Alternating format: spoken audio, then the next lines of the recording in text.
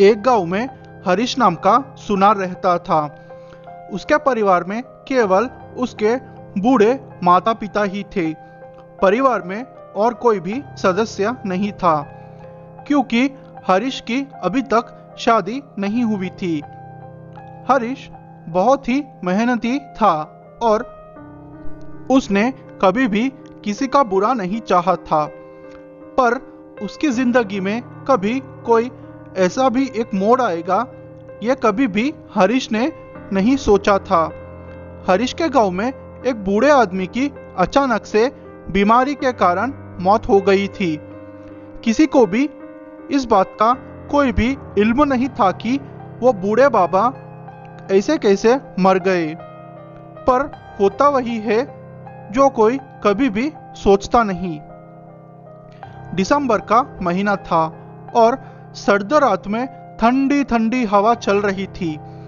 हरीश के पिता की आधी रात को अचानक से तबीयत बहुत ही ज्यादा खराब हो चली थी, जिस कारण से उसे रात में उस वक्त डॉक्टर के पास जाना पड़ा था। डॉक्टर गांव से करीब 3 किलोमीटर दूर रहते थे और उनके पास जाने का कोई खास साधन भी नहीं था। तो वो अपनी साइकिल से डॉक्टर को बुलाने के लिए चल दिया था।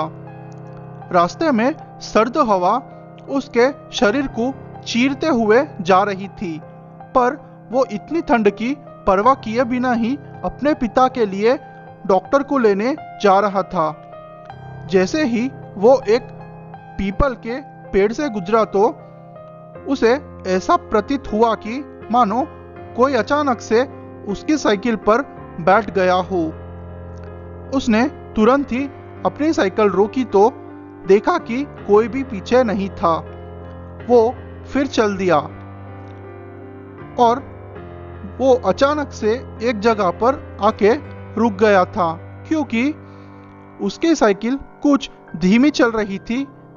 उसे वजन लग रहा था, पर उसने जब पीछे दिखा तो कोई भी नहीं था।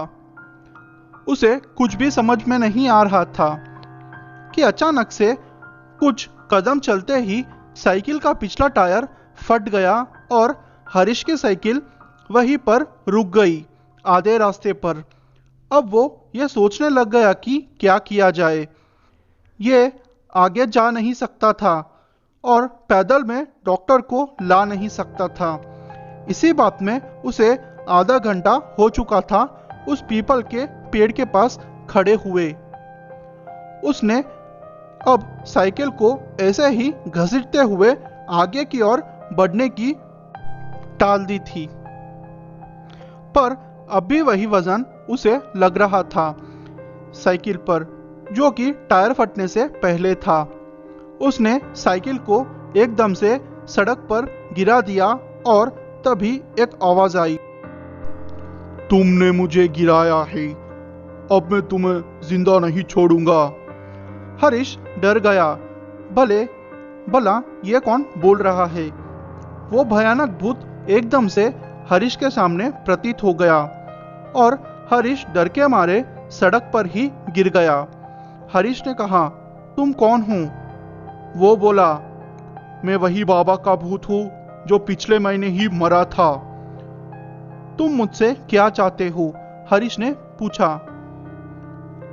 तो भूत ने बोला कि मैं तुम्हारे पिताजी को बहुत पसंद करता था और उसे भी अपने साथ ले जाने के लिए आया हूं, और तुम उसे ठीक करने के लिए डॉक्टर के पास जा रहे हो।